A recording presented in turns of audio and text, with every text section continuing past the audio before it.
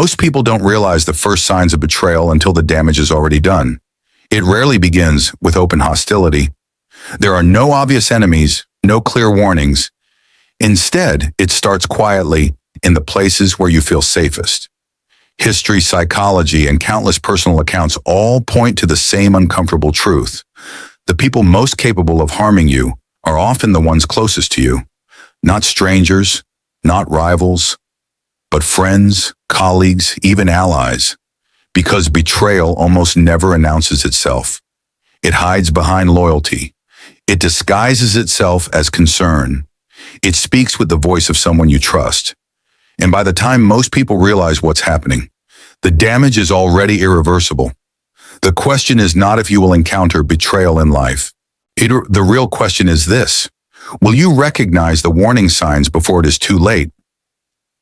What most people believe about loyalty is surprisingly simple. They believe loyalty comes from time. If someone has known you for years, they must be loyal. If someone laughs with you, supports you, or shares history with you, they must be trustworthy. If someone calls themselves your friend, your partner, your ally, then their intentions must be pure. But history and human behavior suggest something far more uncomfortable. Loyalty is rarely proven by words, emotions, or shared memories. It is proven only by consistent behavior when interests collide. And this is where most people make a dangerous mistake. They assume that emotional closeness guarantees loyalty. But in reality, emotional closeness often creates opportunity. Throughout political history, corporate power struggles, and personal relationships, the same pattern appears again and again. The greatest betrayals almost never come from declared enemies. They come from people who already have access to your plans, access to your weaknesses, access to your trust. Niccolo Machiavelli observed this pattern centuries ago while studying power, leadership, and human ambition. He noticed that rulers were rarely destroyed by outsiders alone.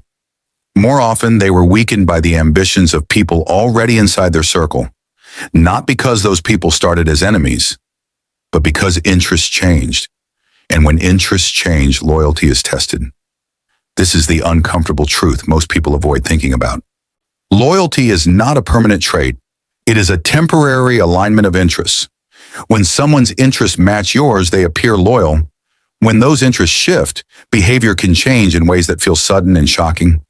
But in reality, the warning signs were usually present long before the betrayal happened. Psychologists who study manipulation and social behavior often point to the same thing. People rarely betray others impulsively. Instead, betrayal tends to follow predictable behavioral patterns, small signals, inconsistencies, moments where someone's actions quietly contradict their words. But these signals are easy to ignore because they rarely appear dramatic. They show up in everyday interactions, hidden inside normal conversations and decisions. A person may publicly support you, yet quietly compete with you behind the scenes. Someone may praise you when others are watching, yet undermine you when it benefits them. Another person may offer help, but only when that help strengthens their own position. None of these actions immediately look like betrayal. That is why they are so effective. The human mind is naturally biased toward believing in loyalty. We want to trust the people around us. Trust makes life easier. It reduces stress, creates connection, and allows cooperation. But this natural tendency can also make people vulnerable to manipulation. Because manipulation does not always look like aggression. Often, it looks like friendship. Understanding this changes the way you observe people. Instead of judging loyalty by how someone feels about you, you begin to judge it by something far more reliable. Patterns of behavior over time, how someone acts when there is competition, how someone behaves when they gain power, how someone reacts when your success threatens their position. These moments reveal far more about loyalty than emotional language ever will. And once you begin paying attention to these patterns, a strange thing happens. Certain behaviors become easier to recognize. You start noticing the signals that appear before trust is broken. Signals that most people miss because they are focused on what someone says rather than what someone consistently does. And that is the skill this video is really about. Not becoming paranoid, not assuming everyone will betray you, well, but learning how to recognize the behavioral patterns that often appear before betrayal happens. Because when you understand those patterns, you gain something extremely valuable: awareness before damage. You stop relying on blind trust, and you start seeing people clearly. Machiavelli understood something most people still refuse to accept. Human loyalty is not controlled by promises. It is controlled by interest, advantage, and survival. When Niccolò Machiavelli studied political power during the turbulent city-states of Renaissance Italy, he observed rulers rising and falling at remarkable speed. Alliances formed quickly, but they also collapsed just as quickly. Advisors, friends, and allies often shifted sides the moment a better opportunity appeared. From those observations, Machiavelli developed a clear principle about human behavior. People remain loyal while loyalty serves them. The moment loyalty threatens their position, their safety, or their ambitions, behavior can change. This idea shocked many readers of The Prince because it contradicted the romantic belief that loyalty is driven by honor or deep emotional bonds. Machiavelli argued that these ideals exist, but they are rarely the main force behind human decisions when power, status, or security are involved. And when you look closely at modern life, the same pattern appears everywhere.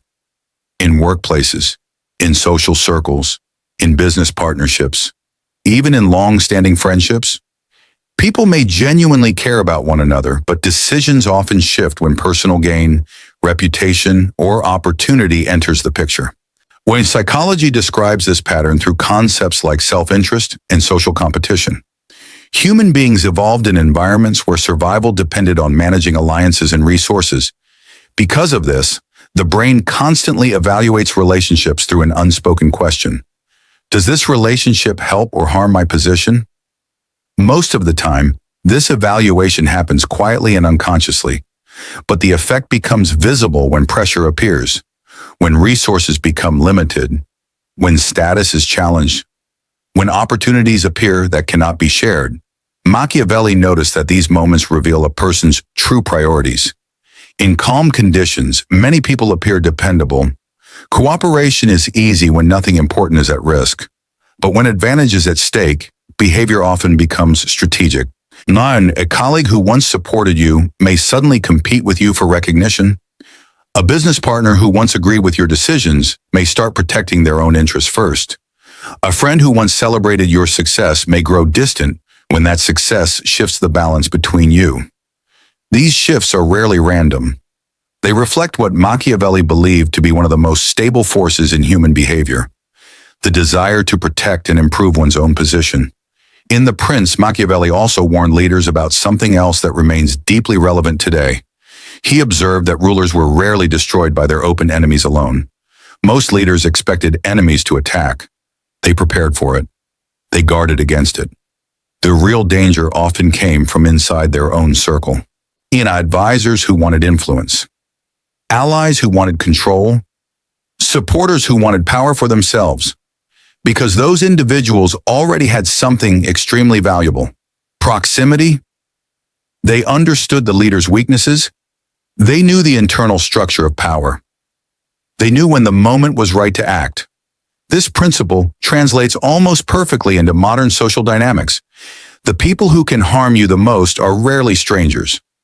Strangers have no access to your plans, your trust, or your private information. The people with the greatest influence over your life are usually the ones already close to you. People who work with you, people who share goals with you, people who understand how your decisions are made. That closeness creates opportunity. Not necessarily because those individuals began with bad intentions, but because circumstances can shift the balance between cooperation and competition. Machiavelli believed that wise leaders accepted this reality instead of ignoring it. They did not assume that everyone around them was dangerous, but they also did not rely entirely on emotional loyalty. Instead, they watched behavior carefully. They paid attention to how people reacted to power, reward, and pressure. They noticed who remained consistent when situations change, and they understood that trust should grow from observed actions, not simply from history or sentiment. In modern psychology, this idea connects with research on behavioral consistency. And studies repeatedly show that past behavior under pressure is one of the strongest indicators of future behavior. In other words, the way someone acts when something important is at stake often reveals more about their character than years of friendly interaction. Machiavelli's observations were never meant to make people cynical. His work was meant to make leaders aware. He believed that power, ambition, and self-interest are natural parts of human life. Ignoring them does not make them disappear. It only makes people vulnerable to them. And this awareness applies far beyond politics. In everyday life, people constantly navigate invisible power structures. Status inside social groups, influence inside workplaces, reputation among peers, access to opportunities. Whenever these elements are present, our human behavior becomes strategic, not always in a harmful way, but often in ways that prioritize personal advantage. Understanding this does not mean assuming betrayal is inevitable. It means recognizing that loyalty is strongest when interests remain aligned. When those interests begin to move in different directions, behavior can begin to change as well. This is why Machiavelli encouraged leaders to observe patterns rather than relying on comforting assumptions. People reveal their priorities through what they protect. They reveal their ambitions through what they pursue. And they reveal their loyalty through what they are willing to sacrifice when the balance shifts. Once you start viewing relationships through this lens, many situations begin to make more sense. Conflicts that once felt confusing become easier to understand. Decisions that once seemed unexpected begin to follow clear patterns. Because beneath every relationship, whether in politics, business, or personal life, there is always an underlying structure of interests, incentives, and influence. And learning to recognize that structure is one of the most important forms of awareness a person can develop. If betrayal followed a single obvious pattern, most people would recognize it immediately. But it rarely does. Betrayal tends to appear through different types of people, each driven by different motivations. And because their intentions are not always the same, the warning signs often look completely different. Some betray out of insecurity, some betray out of calculation. Some betray because power matters more to them than any relationship ever could. Across history, psychology, and social behavior, these patterns repeat with surprising consistency. The individuals may change, the environment may change, but the roles people play often remain the same. And when you begin to examine betrayal through this lens, it becomes easier to understand why it feels so unexpected when it happens. Because the people who betray us do not all behave like villains. In fact, many of them look completely ordinary. Some of them look like friends. Others look like trusted allies. And a few appear so dependable that questioning them would feel almost unreasonable. But Machiavelli believed that the most effective way to protect yourself from betrayal is not to guess people's intentions. It is to recognize patterns of behavior that appear again and again throughout human relationships. When those patterns are studied closely, three archetypes often emerge. Three types of individuals who are most likely to shift their loyalty when circumstances change. These archetypes do not describe every person, but they appear frequently enough that leaders, strategists, and psychologists have spent centuries trying to understand them. The first archetype is the most relatable betrayer. This person rarely begins with harmful intentions. In fact, they often appear loyal, supportive, and emotionally connected. Their betrayal usually grows slowly from feelings that many people experience but rarely admit openly.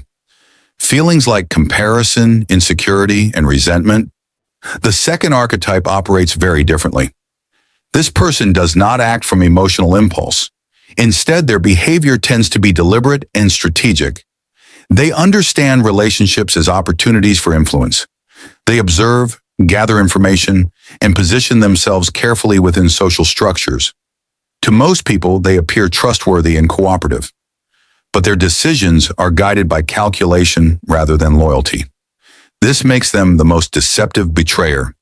Then there is the final archetype, the one Machiavelli warned leaders about most strongly. This person does not simply react to circumstances or calculate advantages within existing systems. They seek control over the system itself, power, influence, and dominance drive their behavior, loyalty becomes secondary to ambition. When this type of individual decides that someone is standing between them and what they want, relationships become expendable. And this is what makes them the most dangerous betrayer. Because unlike the first two, their actions are rarely limited by emotion or personal conflict. Their decisions are guided by a larger objective, and anyone in their path can become an obstacle. Understanding these three archetypes is not about becoming suspicious of everyone around you. It is about recognizing that betrayal often follows patterns that repeat across time, culture, and social environments. Instead of asking whether someone feels loyal, you begin asking more important questions. How do they respond when someone else succeeds? How do they behave when influence or opportunity enters the situation? What choices do they make when personal advantage conflicts with loyalty?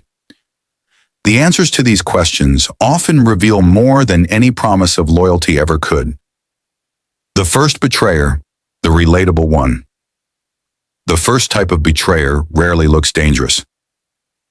In fact, this is the person many people will recognize immediately, not because they appear cruel or manipulative, but because their behavior often begins in a way that feels completely normal.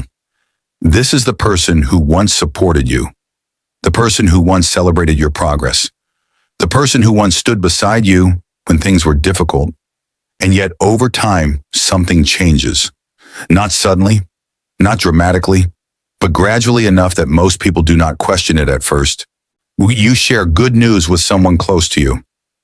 A promotion, a successful project, a new opportunity that moves your life forward. They smile. They congratulate you. Their words sound supportive, but something in their reaction feels different from what you expected. Their enthusiasm seems limited. Their energy feels restrained. At first, you dismiss the feeling. You tell yourself you are overthinking. After all, they congratulated you. They said the right thing. But later, patterns begin to appear. You start discussing a new goal you want to pursue, something that requires risk and effort. Instead of encouragement, they begin raising concerns. They mention potential problems. They question whether the timing is right. They remind you of possible failures. Again, it does not sound hostile. It sounds reasonable. Concern can easily be mistaken for care. So you accept the advice, you adjust your plans, you slow down, and once again, nothing appears openly wrong. But over time, a pattern emerges. You notice that when you struggle or face setbacks, this person becomes very supportive. They listen carefully. They comfort you.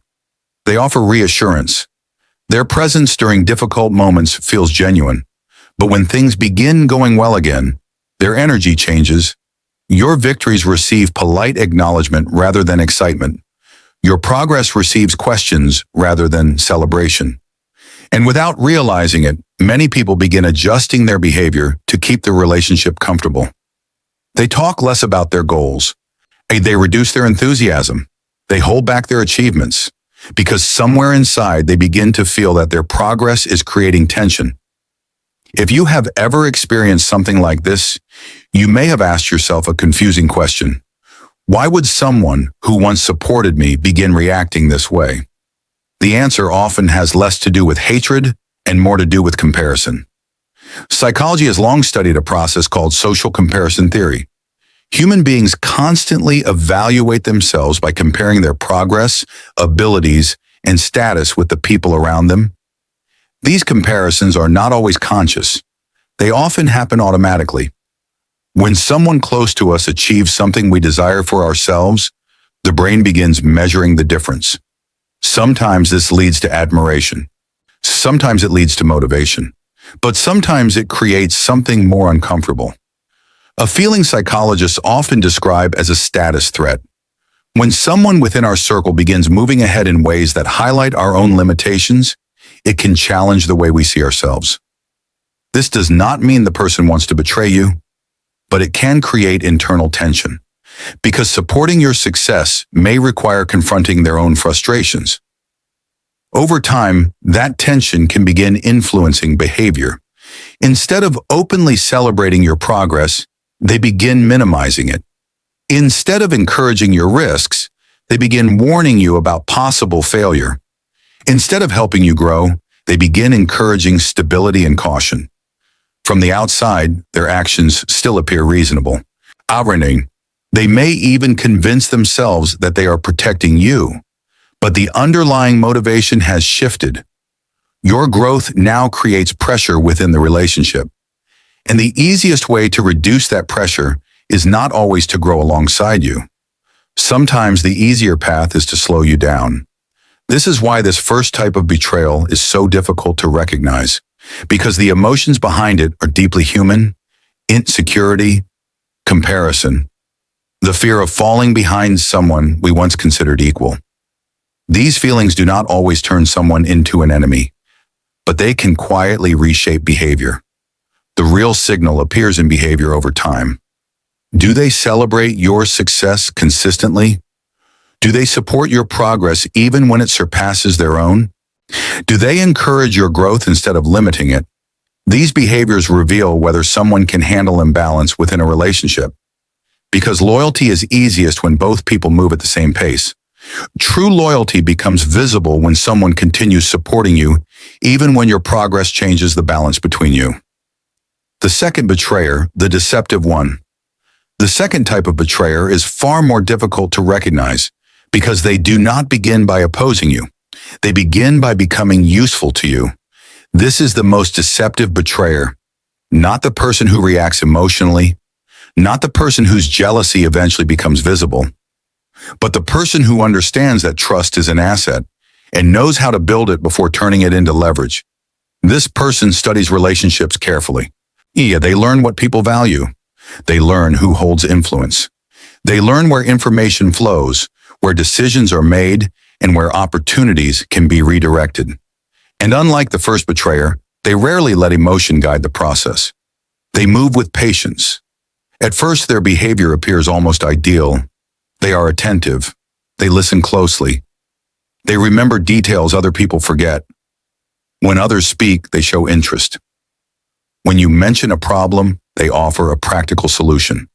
When the group is disorganized, they step forward and create order. Most people interpret this in the same way. This person is reliable. This person understands how to help. This person can be trusted. And that interpretation is exactly what gives this betrayer power. Because the deceptive betrayer does not force trust. They earn it by making themselves appear necessary. You are dealing with pressure, a deadline, a conflict, a decision that affects your future. While other people hesitate, this person steps in. They volunteer to help. They offer to handle communication. They reassure you that they can manage the situation. You feel relieved. Their competence lowers your guard. And from that moment, something important begins to happen. They are no longer outside your decision-making process. They are inside it. They now have access to your thinking, your priorities, your weak points, your blind spots, and sometimes that interpretation is correct. But with the deceptive betrayer, the help is rarely just help.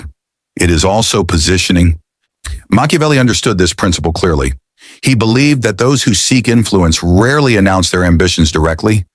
Instead, they move closer to power by appearing beneficial to it. They become useful first, and once they are accepted, they begin shaping outcomes from within. First, they establish trust. Then they gather information. Then they increase their value inside the relationship or group. Then they begin directing situations in ways that benefit them. Step by step, the behavior is easy to overlook because each stage appears reasonable on its own. That is what makes this archetype so dangerous. They do not always attack openly. They arrange perception. They mention your contribution, but not fully. They present their role very clearly. And they describe events in a way that quietly shifts importance toward themselves. To everyone else, this sounds polished and professional. To you, something feels wrong. You notice that the picture they presented is not false enough to challenge directly, but it is shaped in a way that improves their standing and reduces yours. Another warning sign appears in how they handle information. You share a weakness with them. Stress, uncertainty. something private that you reveal because they have earned your confidence. At the time, it felt safe. They listen carefully. They respond without judgment. They make you feel understood. Then months later, during a conflict, you notice that the exact weakness you once shared is now being used against you. Maybe not directly. Maybe it appears in the way a decision goes against you. Maybe it appears in the assumptions others suddenly have about you. Maybe it appears in the timing of a conversation that places you at a disadvantage. For the deceptive betrayer, information is rarely just information. It is stored, measured, held until it becomes useful. They can support you and study you at the same time. They can assist you and position against you at the same time. They can speak in your favor publicly while adjusting outcomes privately. That is the warning. Do not judge loyalty only by usefulness. Do not confuse access with devotion. Do not assume that the person who helps you most is the person most committed to you. Sometimes help is given to create dependence. Sometimes listening is used to collect leverage. Sometimes reliability is performed because it opens doors that force never could. The third betrayer, the dangerous one. The final type operates on an entirely different level because this person is rarely seen as a betrayer at all. In fact, when someone begins questioning them, most people react in the opposite way. They defend them. They explain their behavior. They justify their decisions. They insist that their intentions must be good. And that reaction is exactly what allows this final type to grow more powerful. Unlike the first betrayer, they are not driven by insecurity. Unlike the second betrayer, they are not satisfied with influence alone. What they seek is control. Control over decisions, control over direction, control over the structure that determines who rises and who falls. And once someone begins pursuing that level of power, loyalty becomes something very different. It is no longer about friendship. It is no longer about trust. It becomes a tool that can be granted, withdrawn, or redirected depending on what strengthens their position. What makes this final archetype especially dangerous is not just what they do, it is how people perceive them while they are doing it. They often appear confident, decisive, capable of leading when others hesitate. In uncertain situations, people look for someone who seems certain, and the final betrayer understands this instinct better than anyone. They step forward when confusion appears. They present clear answers when others are unsure. They offer direction when the group feels divided. Over time, people begin relying on them, and they become the person others look to for guidance. The person whose judgment seems strongest in moments of pressure, and by the time the pattern becomes undeniable, the balance of power has already shifted. The final betrayer does not simply betray individuals. They reshape the entire environment around them. At first, the change feels positive. Tasks become organized. Decisions happen faster. The group starts moving with direction instead of confusion. Most people interpret this as strong leadership. But Machiavelli observed that leadership and control can look very similar in the beginning. The difference becomes visible only later, because the most dangerous betrayer does not simply lead for the good of the group. They begin reshaping the structure of influence around them. Over time, decisions start passing through this person more frequently. People consult them before taking action. Information flows toward them. Authority begins concentrating around them. At first, this still appears efficient, but something important begins to happen beneath the surface. Dependence grows. People stop making independent choices. They wait for approval. They assume this person knows best. And slowly, without open conflict, the balance of power changes. This is the first stage of the dangerous betrayer's strategy, become the center of coordination. Once they occupy that position, they gain access to three powerful advantages. They control information, they influence decisions, and they shape how others interpret events. The dangerous betrayer does not destroy trust. They redirect it toward themselves. And once loyalty becomes personal rather than structural, control becomes much easier to maintain. They do not rush. They do not reveal ambition too early. They allow trust to grow naturally. They allow dependence to develop slowly. Then once the system revolves around them, their priorities begin guiding everything. This is why Machiavelli warned that power must always be observed carefully, even when it appears beneficial. Because power that grows without limits rarely remains neutral. Eventually, it begins serving the interests of the person who holds it. How to protect yourself. Recognizing betrayal patterns is valuable, but awareness alone is not enough.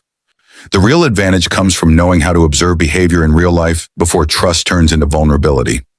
Machiavelli never encouraged people to live in constant suspicion. His advice was far more practical. Watch what people consistently do when interests, power, and opportunity enter the situation. The first tool is a behavioral consistency test.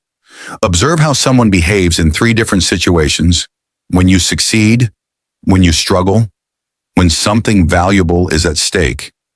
Do they celebrate your progress without hesitation? Do they remain supportive when your success changes the balance between you? Do they treat your setbacks as opportunities to help or as confirmation that you should remain where you are? Consistent support across these situations is one of the strongest indicators of genuine loyalty. Inconsistent behavior often reveals shifting priorities. The second tool is a boundary test. Every healthy relationship contains limits. Limits on access, limits on information, limits on influence. When someone respects these boundaries, the relationship remains balanced.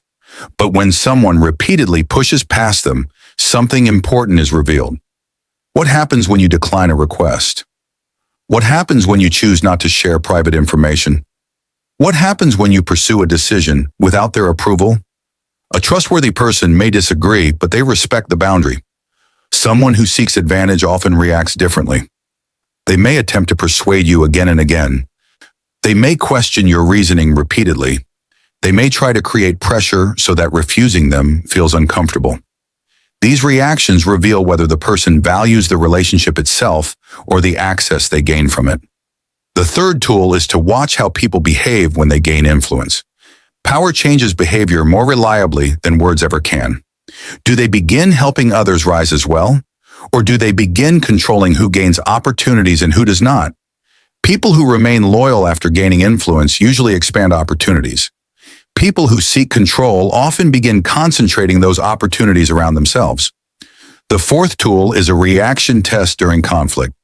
Conflict reveals priorities with surprising clarity. Do they encourage direct communication between people? Do they support fair resolution? Or do they benefit from confusion? The deceptive betrayer often grows stronger when others are divided. The dangerous betrayer often positions themselves as the central authority who must resolve every conflict. Another useful question is simple but powerful. Does this person's presence strengthen my independence or increase my dependence?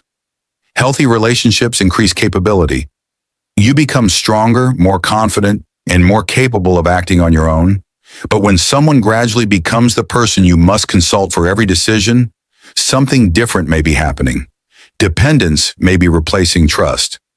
After examining these patterns, it is easy to focus entirely on other people. To start analyzing every friend, every colleague, every alliance. But the deeper lesson Machiavelli pointed toward was never just about identifying betrayers. It was about disciplining your own judgment. Because the real danger is not simply that betrayal exists. The real danger is how easily people ignore warning patterns when trust is guided by emotion instead of observation. Human beings want to believe in loyalty. We want to believe that history guarantees commitment, that shared experiences create permanent alignment, that the people who once supported us will always support us. But the world rarely operates on promises. It operates on interests, incentives, and behavior. And once you understand this, something important begins to change in how you see relationships. You stop evaluating loyalty through words alone. You start evaluating it through patterns. Well, not what someone says once, but what they do repeatedly when pressure appears, when opportunity appears, when the balance between you changes. This shift does not require suspicion. It requires awareness. Paranoia assumes everyone is dangerous. Awareness simply pays attention to what behavior reveals over time. Machiavelli believed that wise individuals must resist the temptation to trust appearances without evidence, not by becoming cold or distant, but by learning to separate how they feel about someone from how that person consistently behaves. That separation is one of the most difficult forms of self-control. It means accepting that loyalty must be proven continuously, not assumed permanently. In the end, the lesson about betrayal is not really about enemies. It is about loyalty, power, and human nature. Machiavelli spent years observing how relationships form and collapse around ambition, influence, and opportunity. His conclusion was not that people are always disloyal, but that loyalty survives only when it is supported by consistent interest and proven behavior. This is why betrayal so often feels shocking. Not because the signs were absent, but because people chose not to see them. They preferred the version of the relationship that felt secure. The version built on memory rather than observation. The version built on promises rather than patterns. Machiavelli believed the wiser path was neither blind trust nor constant suspicion. It was clear-eyed awareness. The willingness to observe how people behave when opportunity appears. The patience to judge loyalty through repeated action rather than comforting words. And the discipline to recognize when someone's priorities begin moving away from your own. Because the truth is simple, even if it is uncomfortable. Loyalty is strongest when it is chosen again and again through behavior. When that behavior begins to change, the wise person notices early. Not with anger, not with fear, but with understanding. And perhaps the most important reflection to carry forward is this: betrayal rarely arrives without warning. What determines whether we see it is whether we are willing to look beyond what people promise and pay attention to what their actions quietly reveal.